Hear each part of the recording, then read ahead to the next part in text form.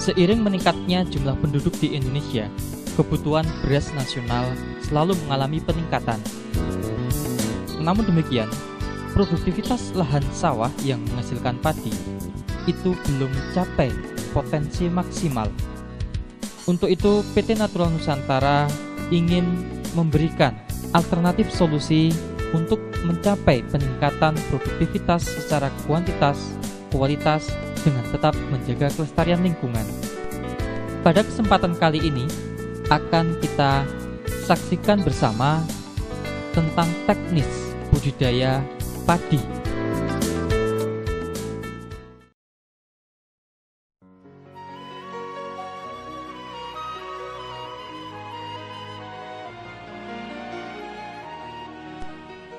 Sebagai persiapan awal, kita siapkan pembuatan persemaian.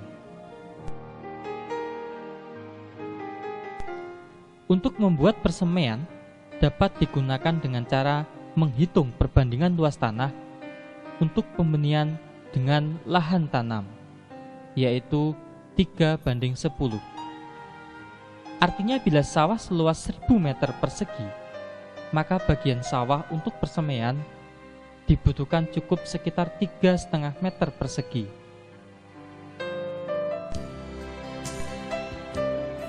Setelah lahan persemaian jadi, biarkan kurang lebih 1 minggu, baru benih disebarkan. Langkah berikutnya adalah mempersiapkan benih. Siapkan benih sesuai dengan jenis yang dikehendaki. Dan kalau bisa, jenis padi yang bersertifikat. Sebelum benih direndam, terlebih dahulu alangkah baiknya benih kita keringkan di bawah panas sinar matahari kurang lebih setengah hingga 1 jam. Sambil menunggu pengeringan benih, kita siapkan air secukupnya dan ditaruh dalam ember. Lalu kita masukkan pupuk organik cair NASA dengan dosis 2 tutup per 10 liter air atau 20 cc per 10 liter air.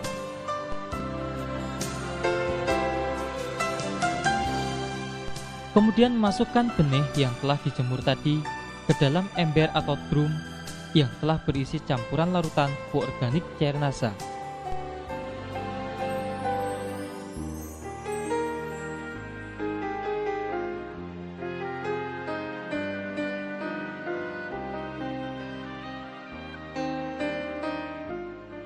Rendamlah selama kurang lebih 1 malam.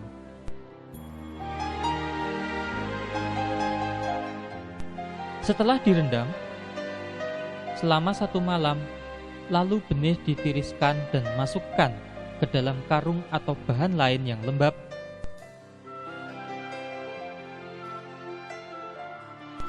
Kemudian diperam selama 1 hingga 2 malam.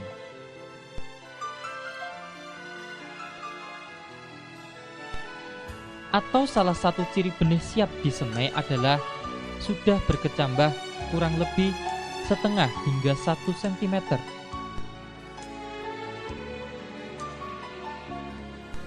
Sedangkan bekas air rendaman jangan dibuang, karena nanti dapat digunakan untuk menyiram lahan persemaian.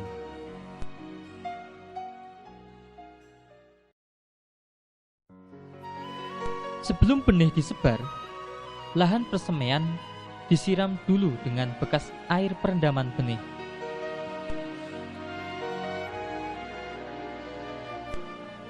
Baru kemudian sebarkan benih yang telah diperam tadi yang sudah mulai berkecambah secara merata ke lahan persemaian.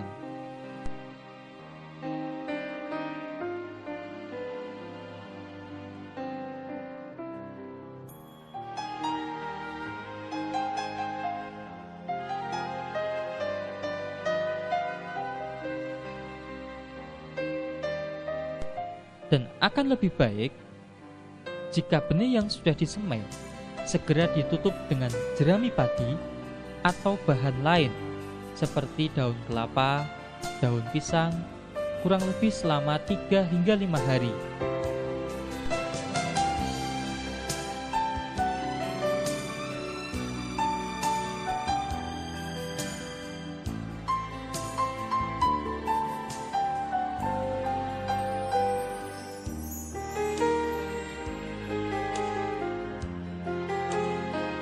Setelah 3-5 hari, kira-kira benih sudah tampak tumbuh merata, jerami tersebut segera dibuka dengan hati-hati agar bibit padi tidak rusak.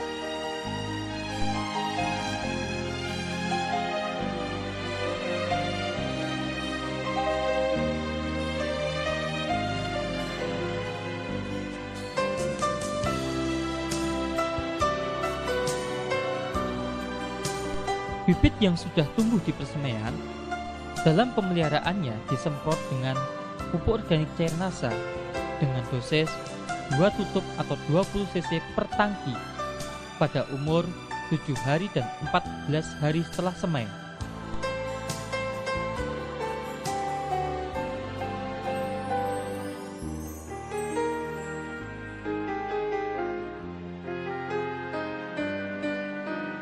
Pada saat penyemprotan pupuk organik cair NASA, akan lebih baik jika dicampur dengan BVR untuk membantu mencegah atau mengurangi serangan hama penggerek batang. Setelah kita lakukan proses pembibitan, kita juga sekaligus dapat melakukan pengolahan tanah.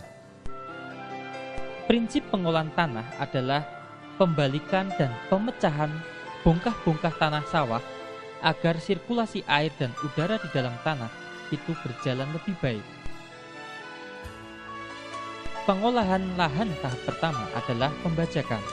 Pembajakan dapat menggunakan traktor atau dengan cara tradisional yaitu menggunakan cangkul ataupun dengan menggunakan tenaga hewan ternak seperti kerbau dan sapi.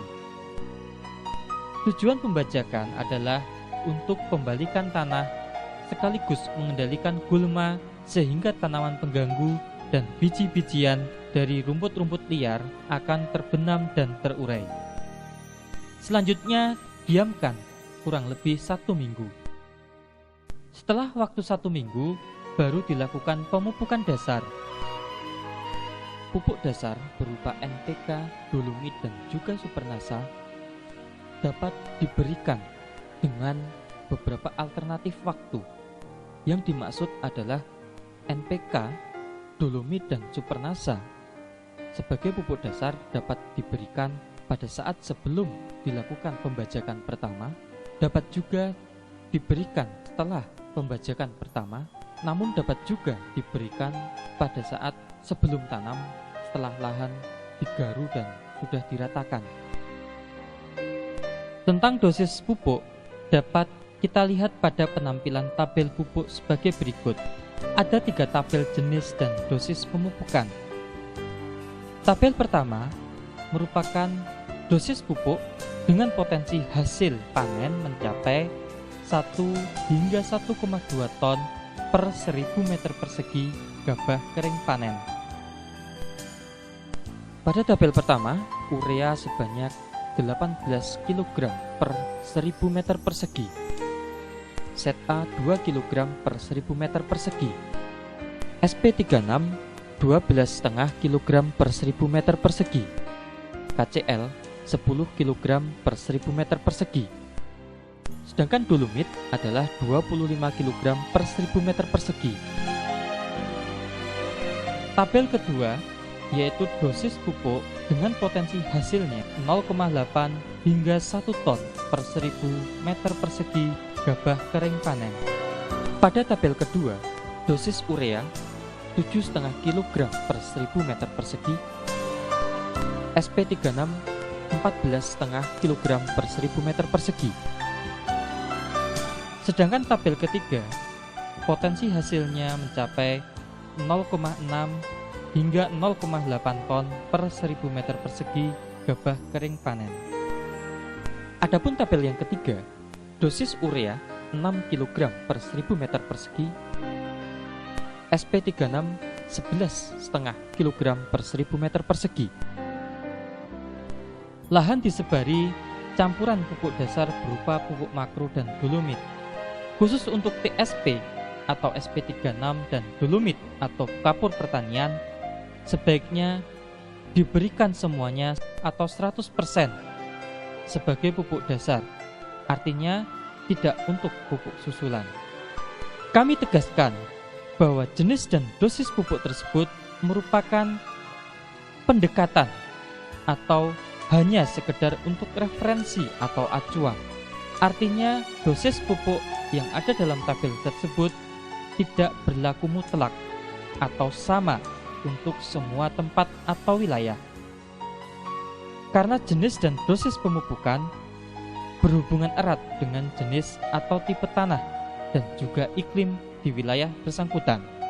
Setelah dilakukan penebaran pupuk makro, selanjutnya supernasa yang telah dicampur air disiramkan merata ke permukaan tanah. Adapun beberapa peran pupuk organik padat supernasa terhadap perbaikan lingkungan tanah atau kondisi tanah antara lain: pertama, pupuk organik padat supernasa dapat memberikan tambahan unsur hara atau nutrisi tanaman secara lengkap, yaitu sekitar 60 hingga 90 jenis unsur yang dibutuhkan tanaman.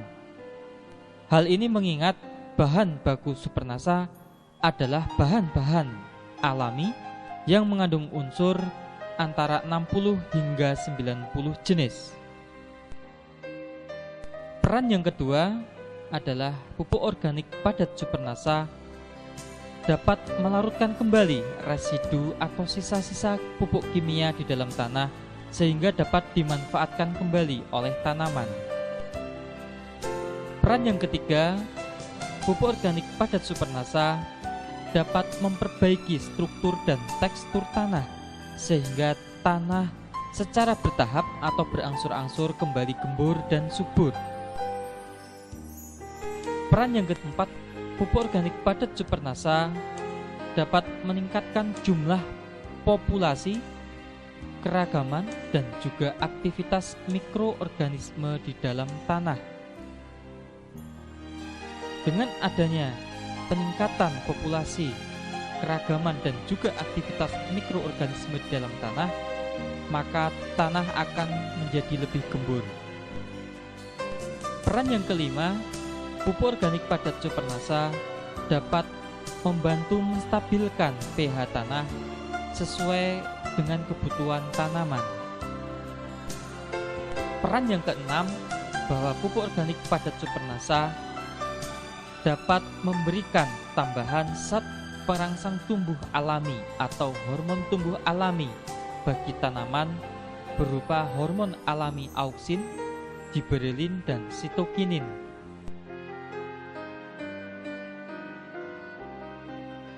Caranya adalah bahwa satu botol supernasa terlebih dahulu dilarutkan menggunakan 3 liter atau 3000 cc air menjadi larutan induk.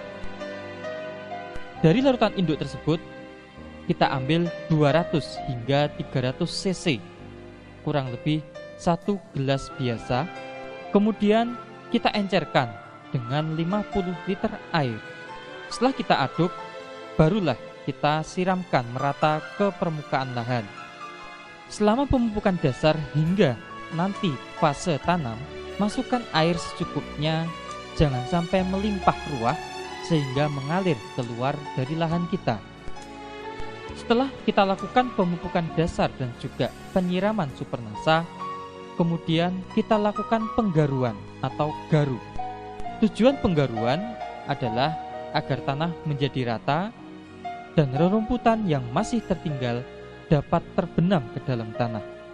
Tanah yang sudah digaru dibiarkan selama 4 hari.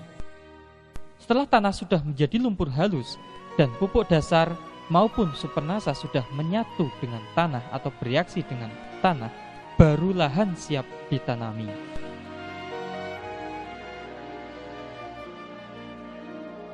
Pada proses penanaman bibit, tahap pertama adalah pencabutan bibit, atau dalam bahasa Jawa kita sebut daud bibit.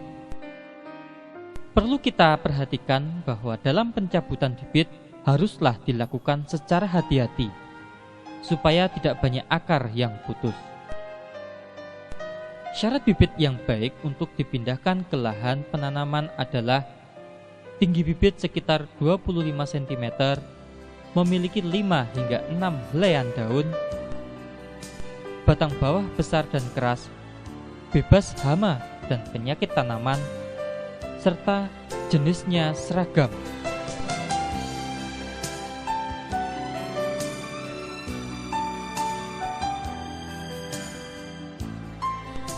Umur bibit yang baik untuk pindah tanam tergantung varietasnya. Untuk varietas genjah, yaitu umur 100 hingga 115 hari panen, bibit dipindahkan pada umur 17 hingga 21 hari setelah semai.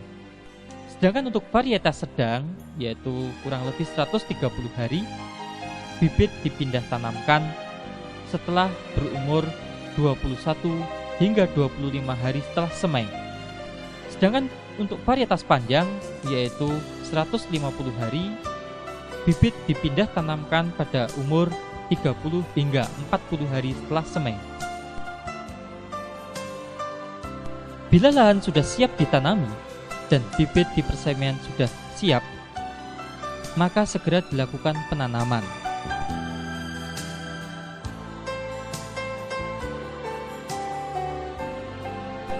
Jarak tanam yang digunakan antara lain adalah 25 kali 25 cm atau 30 kali 30 cm.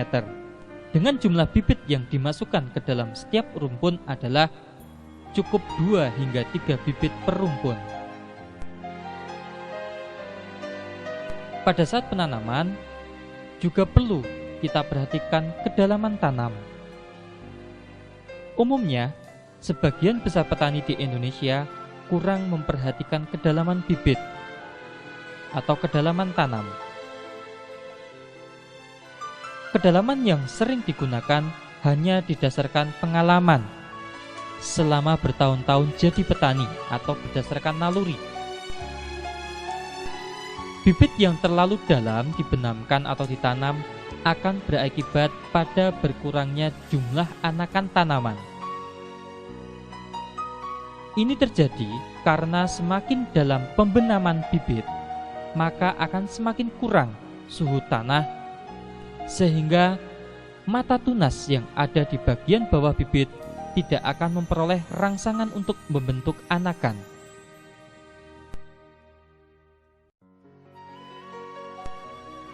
Kedalaman bibit yang baik kurang lebih 5 cm dari permukaan tanah. Tetapi karena prakteknya yang sulit, maka sebagai acuan atau sebagai pedoman bahwa bibit dibenamkan sekitar 2 buku atau 2 ruas jari tangan orang dewasa. Setelah kita lakukan penanaman, penyulaman diperlukan jika ada bibit yang tumbuh kurang baik atau mati. Sebaiknya penyulaman dilakukan hingga 15 hari setelah tanam. Fase selanjutnya adalah pemeliharaan. Pemeliharaan meliputi antara lain adalah pemupukan susulan. Pemupukan susulan untuk pupuk makro diberikan pada umur 25 hari setelah tanam dan umur 45 hari setelah tanam. Pada umur 25 hari, pemupukan susulan pertama bisa kita lihat pada tabel pertama, urea sebanyak 36 kg per 1000 meter persegi, set A 3,5 kg per 1000 meter persegi, dan KCl 10 kg per 1000 meter persegi. Pada pemupukan susulan kedua, yaitu pada umur 45 hari, pada tabel pertama, urea 18 kg per 1000 meter persegi, set A 2 kg per 1000 meter persegi, dan KCl 20 kg per 1000 meter persegi.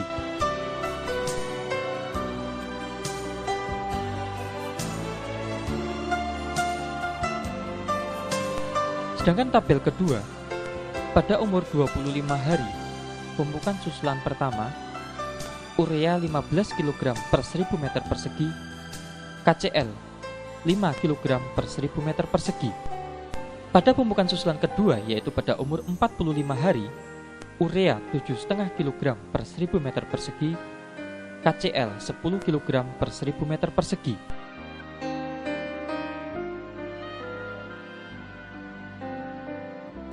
Pada tabel ketiga, pada umur 25 hari, pemupukan susulan pertama, urea 10,5 kg per 1000 meter persegi, KCl 4 kg per 1000 meter persegi.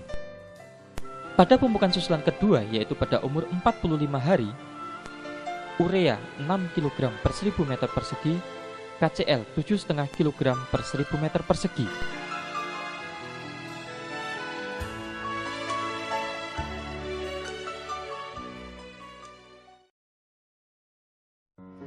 Penyemprotan pupuk organik cairnasa dan hormonik yang pertama dilakukan pada umur 15 hari setelah tanam. Selanjutnya penyemprotan yang kedua adalah 30 hari setelah tanam.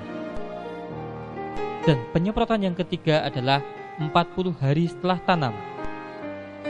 Dengan dosis 4 hingga 6 tutup pupuk organik cairnasa dicampur dengan 1 tutup hormonik per tangki 14 atau 17 liter.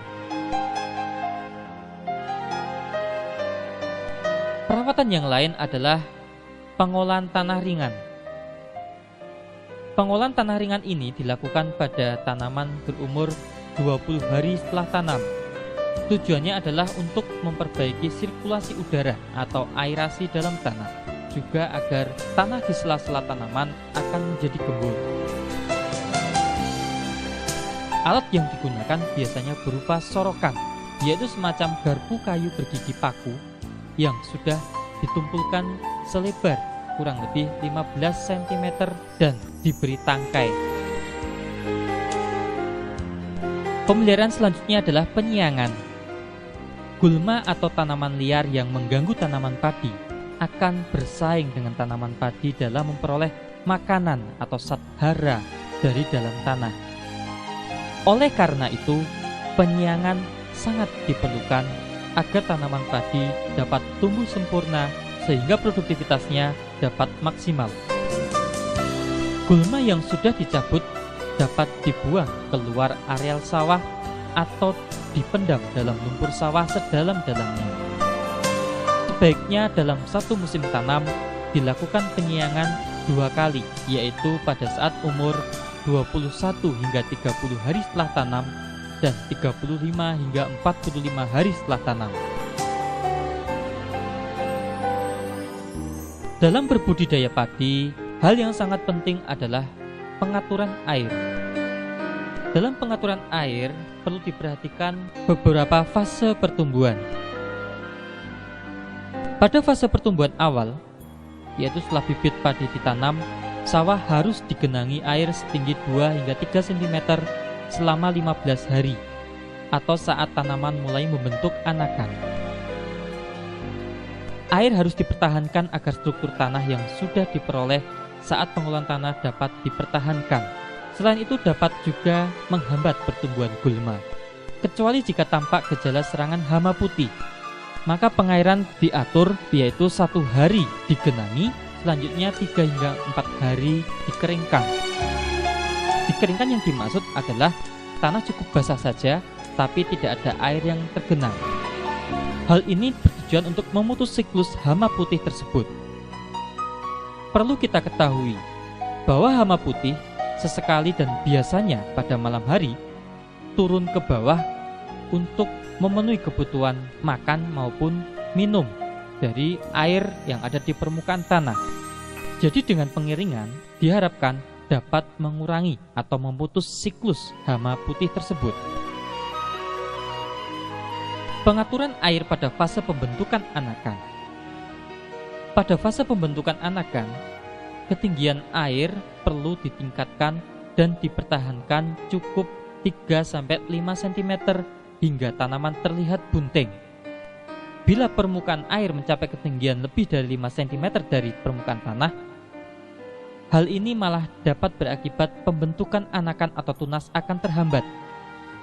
Tetapi sebaliknya, jika kurang dari 3 cm, gulma akan mudah sekali tumbuh dan berkembang. Pengaturan air pada fase bunting, yaitu air dibutuhkan dalam jumlah cukup banyak, sehingga ketinggian genangan air pun harus cukup tinggi, yaitu sekitar 10 cm dari permukaan tanah. Kekurangan air harus dihindari pada saat fase bunting ini, karena dapat berakibat kurang sempurnanya pengisian bulir padi, sehingga pada akhirnya banyak pembentukan bulir padi yang gagal atau tidak sempurna dan kurang bernas. Pada fase pembungaan, bila mulai tampak keluar bunga, sawah perlu dikeringkan selama kurang lebih 4 hingga 7 hari. Ini dilakukan supaya pembungaan berlangsung secara serentak.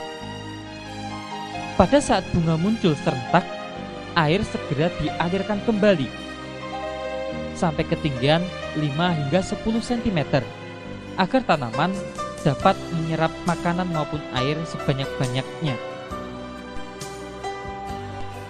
Dalam berbudidaya padi, di samping penggenangan juga perlu diperhatikan pada fase-fase pengeringan. Sebenarnya pengeringan yang dimaksud bukanlah kering total, artinya tanah cukup basah dan lembab namun tidak sampai tergenang. Pengeringan hanya dilakukan pada fase pemasakan biji. Tujuan utamanya adalah untuk memperbaiki aerasi tanah, meningkatkan suhu dalam tanah, dan juga meningkatkan penambahan bahan organik oleh jasad renik, dan sekaligus mencegah terjadinya busuk akar, serta bermaksud untuk mengurangi atau mencegah populasi hama.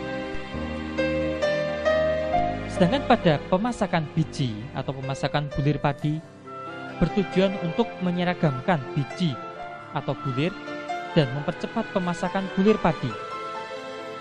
Sebagai patokan, pengeringan dilakukan saat seluruh butir padi mulai menguning. Pengeringan jangan dilakukan sebelum semua bulir padi tampak kuning, karena dapat berakibat malai padi menjadi kopong atau kosong atau gabuk. Pengeringan ini dilakukan hingga saat padi siap dipanen.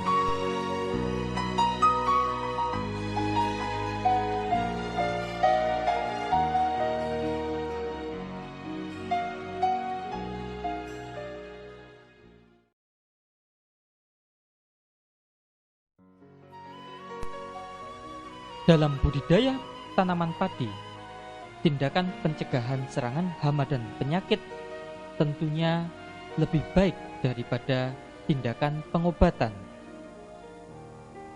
Untuk itu perlu dilakukan pengamatan secara cermat dan teratur. Paling tidak pengamatan dilakukan setiap 2 hari sekali atau setidaknya 1 minggu sekali.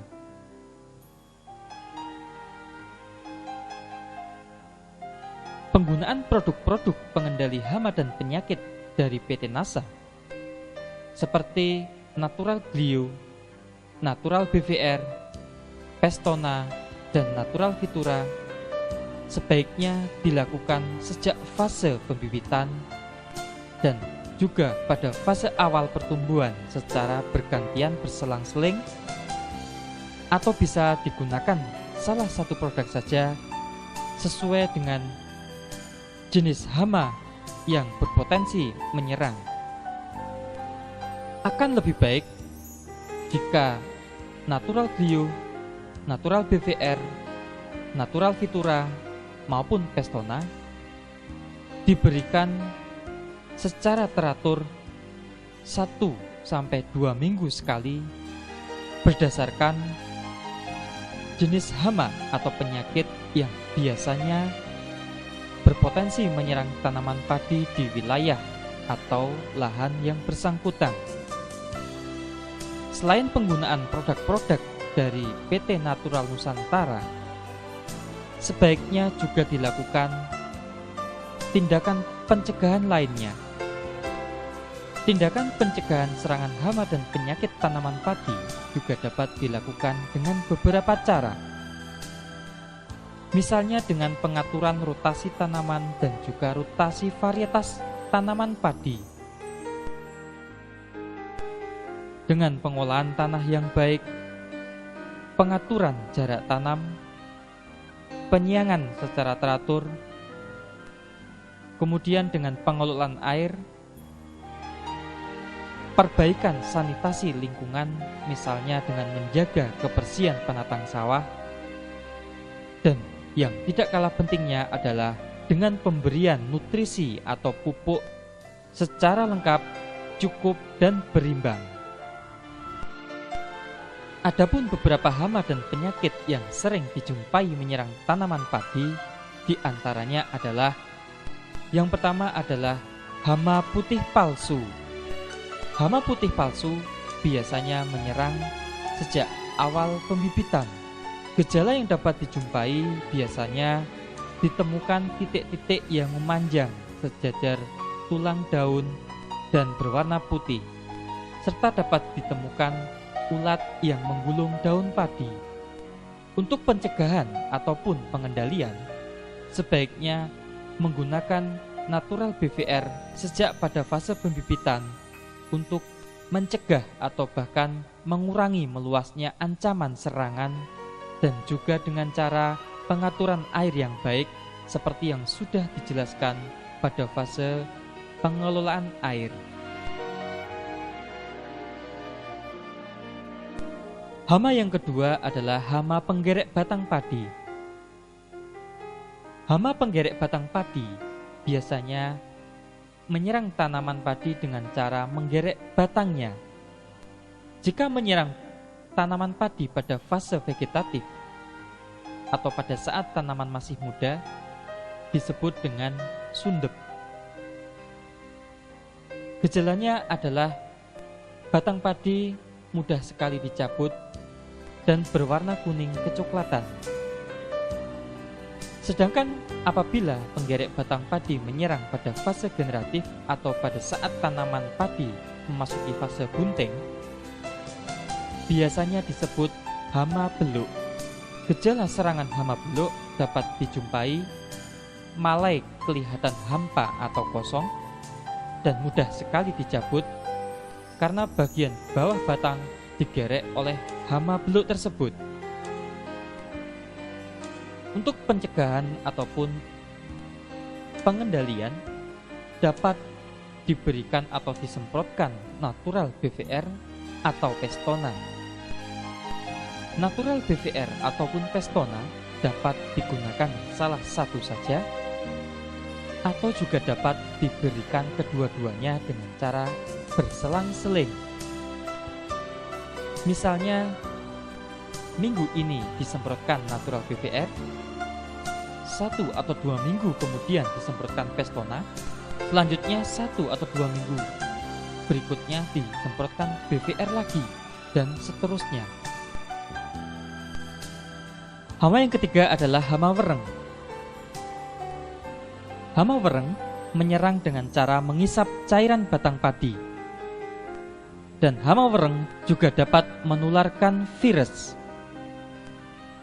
Untuk melakukan pencegahan atau penanggulangan dapat dilakukan rotasi varietas dan juga rotasi tanaman. Dalam pengendalian hama wereng, penggunaan pestisida kimia haruslah cara hati-hati atau bijaksana. Karena penggunaan pestisida kimia yang terlalu sering dapat menimbulkan wereng menjadi resisten. Selain resisten, hama wereng juga bisa mengalami perubahan genetik.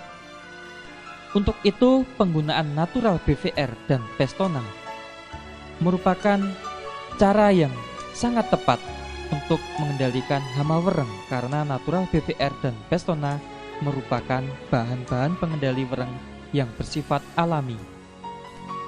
Pada saat penyemprotan natural BVR ataupun Pestona, sebaiknya perlu memperhatikan hal-hal berikut.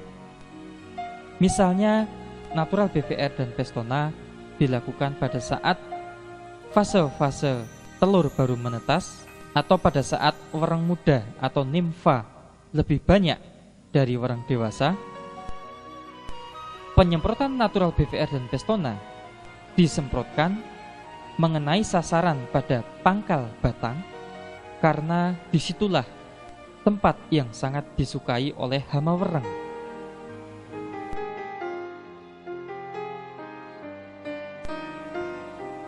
Dari kedua hama, yaitu hama penggerek batang padi maupun hama wereng, sebaiknya pada saat tanaman padi sudah terserang hama penggerek batang maupun wereng, jerami habis panen itu sebaiknya dibakar. Serta perlu dilakukan pengelolaan air dan pengelolaan tanah dengan baik dan benar.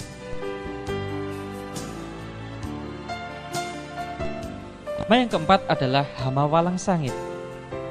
Hama walang sangit menyerang buah padi yang baru masak susu. Biasanya dijumpai ada bekas isapan dan bulir padi berbintik-bintik hitam. Untuk pengendalian atau pencegahan hama walang sangit, sebaiknya digunakan natural BVR atau juga dapat digunakan Pestona.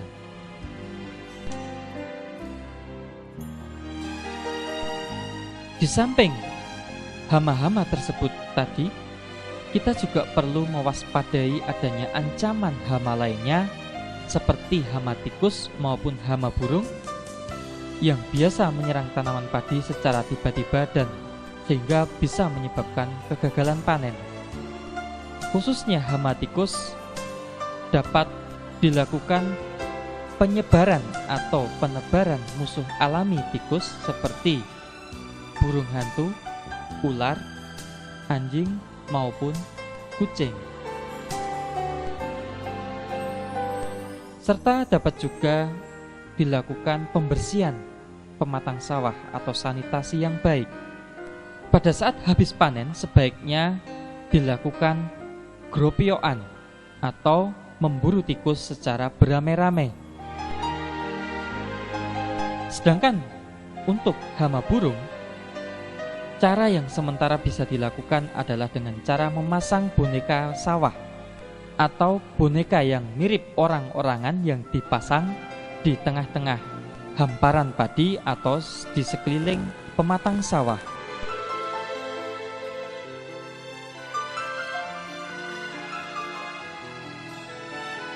Di samping hama, kita juga harus mewaspadai ancaman serangan penyakit tanaman padi. Penyakit-penyakit tanaman padi yang perlu diwaspadai antara lain penyakit yang disebabkan oleh jamur, diantaranya adalah penyakit blas yang disebabkan oleh jamur Pyricularia oryzae, serta juga penyakit yang disebabkan oleh jamur Fusarium. Di samping itu yang juga perlu diperhatikan adanya ancaman penyakit yang disebabkan oleh bakteri Xanthomonas campestris, seperti penyakit kresek atau kresek atau penyakit hawar daun. Untuk mencegah serangan penyakit tersebut, sebaiknya diberikan nutrisi yang lengkap, cukup, dan berimbang sejak pada awal tanam. Di samping itu, harus diberikan pencegahan dengan pemberian natural glio pada saat sebelum tanam. Harus diwaspadai juga adanya ancaman penyakit tungro yang sudah terbukti sangat membahayakan pada tanaman padi. Penyakit tungro disebabkan oleh virus yang ditularkan oleh wereng hijau. Di samping penyakit tungro juga perlu diwaspadai penyakit kerdil yang disebabkan juga oleh virus, namun hama perantaranya berupa wereng coklat. Hal yang sangat penting dilakukan adalah melakukan rotasi tanaman atau rotasi varietas, pemberian nutrisi yang lengkap, cukup, dan berimbang, serta sistem tanam serempak, Dan yang terpenting mengendalikan vektornya atau hama perantara, yaitu dengan pemberian natural BPR atau Pestona yang dapat diberikan salah satu saja atau kedua-duanya secara berselang-seling 1 atau 2 minggu sekali.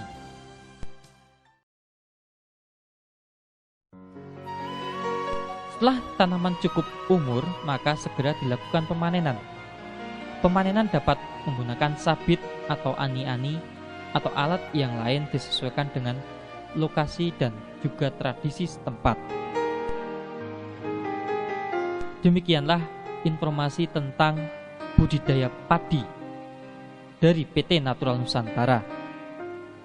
Semoga informasi ini bermanfaat bagi mitra NASA khususnya dan petani padi pada umumnya di seluruh Nusantara. Terima kasih dan salam NASA.